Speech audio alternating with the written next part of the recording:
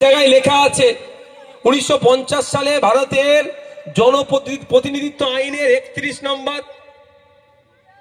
নম্বর ধারা অনুযায়ী মিথ্যা তথ্য দিলে 1 বছর জেল, জরিমানা হতে পারে বা দুটোই হতে পারে। জেল জরিমানা দুটোই হতে পারে।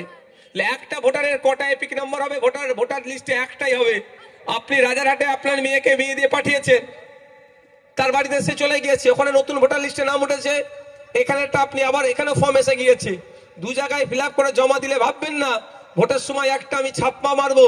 কিন্তু এখন যা কড়াকড়ি হচ্ছে, 1 বছর জেল, জরিমানা দুটি হয়ে যেতে পারে। তখন কিন্তু আমি কিচ্ছু করতে পারবো না, আমি আগে থেকে বলে যাচ্ছি।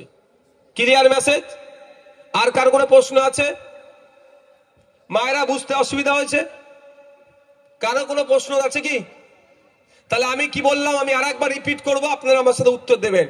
যার 2002 সালে ভোটার লিস্টে নাম আছে সে কি কি করবে বলুন? একটা ছবি লাগাবে, সেকেন্ড পার্টের কিছু কোশ্চেন আছে উত্তর দেবে, একদম নিচের বাম দিকের ঘরটা পূরণ করবে, সিগনেচার করবে বা টিপ দেবে, বিএলওর এখান থেকে এখানে বিএলও যে স্ট্যাম্প সিগনেচার করবে এখানে করে ফর্ম নিয়ে নেবে।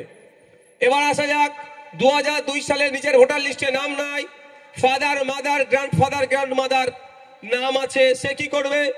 ছবি লাগালো, এই ঘরটি পূরণ করলো, আর ডান দিকের এই ঘরের যে কোশ্চেন গুলো আছে এর উত্তর সব 2002 এর ভোটার লিস্টে আছে, সেটা দিয়ে পূরণ করে দেওয়ার পরে সিগনেচার রিসিভ করিয়ে নিল। এবার 3 নম্বর ব্যক্তি যে 2002 সালে ভোটার লিস্টে নাম নাই, বাপের নাই, মায়ের নাম, দাদর নাম, দাদির নাম নাই, সে কি করবে? এটা এর ছবি লাগালো, ফিল আপ করলো, সই করলো, রিসিভ নিল। এবার আমি আপনাদের বলি, এবার আপনাদের একটু বসো, এবার আপনাদের বলি, তাহলে কি সেও পার হয়ে গেল নাকি?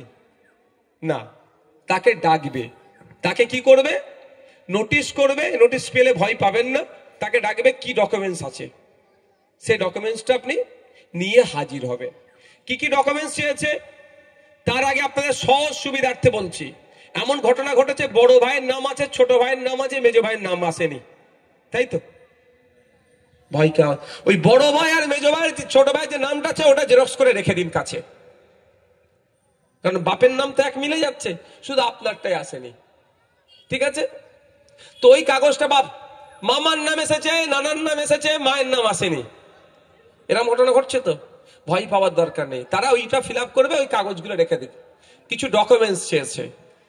1/7/1987 সালের আগে যাদের জন্ম, 11টি ডকুমেন্টসের মধ্যে কোনো একটি ডকুমেন্টস দিলে সে তার নামটা থেকে যাবে। এই সাপোর্টিং পেপারগুলো তার সাথে আমরা নিয়ে যাব।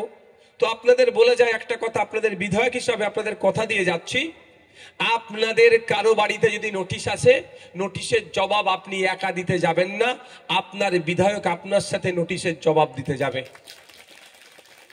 আর একটা কথা বলে যাই, খুব জটিল কেস যদি হয়ে যায়, নোটিশের জবাব দিতে আপনি একা যাবেন না, আপনার সাথে আপনার বিধায়ক একজন উকিলকে পাঠাবে আপনাদের জবাব দেওয়ার জন্য।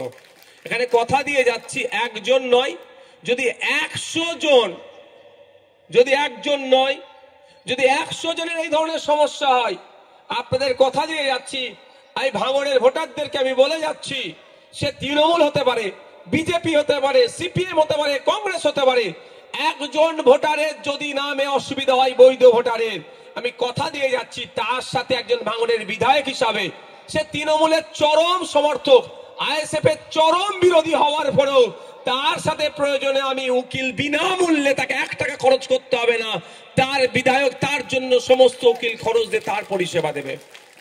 আমি এখানে এসেছি কি হিসাবে?